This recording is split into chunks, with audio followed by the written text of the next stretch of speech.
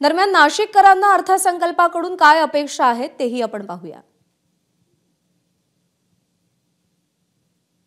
शेतकऱ्यांसाठी योजना आणलेल्या आहेत। जसं की आता तुम्ही सांगतायत की लाईट बिल माफ झाले, शेततळ्यांचं चांगलं प्रोसेस झालेली आता घोषणा झाल्या, त्या घोषणेचा फायदा भेटतो का शेतकऱ्यांना? हो, कारण दिसतंय, कारण माझ्या मते तरी शेतकरी आता समाधानी आहे। आणि नाशिक जिल्ह्याचं जर सांगितलं तर कांदा आणि द्राक्ष हे मेन उत्पादन आपल्या नाशिक जिल्ह्यातनं होतं आणि याला चांगल्या प्रकारे भाव आता सध्या तरी भेटतंय असं मला जाणवतंय आणि त्या कारणामुळे शेतकरी आत्ता तरी चांगल्या स्थितीत आणि आनंदात आहे असं वाटतंय मला। तुमचं नाव?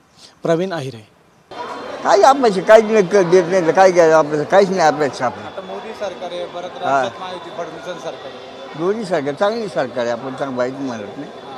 हो, तुम्हाला काही मदतीची अपेक्षा नाही का? काय मदत आमची शेतकरी चालत बाबा, मदत काय भाव देते? मिळाला पाहिजे, हां, भाव मिळाला पाहिजे। भाव मिळाला पाहिजे ना आता शेतीला, आता थांबायचं कांदा अमुक तमुक। हो, बघायला गेलं तर देवेंद्र फडणवीस साहेब व अजितदादा पवार हे जे काय आता अर्थसंकल्प मांडतील याच्यातून अपेक्षा तर आहे युवकांना काहीतरी युवकांना नवीन काहीतरी रोजगार मिळतील किंवा काही नवीन स्कीम नवीन युवकांना स्कीमा वगैरे आणतील, ते त्यांच्याकडून अपेक्षा तर आहे। बघूया आता ते काय करतात, त्याच्या अवलंबून आम्ही बघून आहे आहोत युवक वर्ग काय करायचं काय नाही। संकल्प येणार आहे तो महिलांसाठी म्हणा किंवा युवकांसाठीच म्हणा अतिशय उपयोगाचा ठरणार आहे। तसे नाशिकच्या दृष्टीने या अर्थसंकल्पाकडे आम्ही आशेने बघतोय की नाशिकचा जो येणारा कुंभमेळा आहे त्याच्यामध्ये नाशिकच्या विकासासाठी आणि कुंभमेळ्याच्या नियोजनासाठी याचा मोठ्या प्रमाणावर या अर्थसंकल्पाचा उपयोग होणार आहे।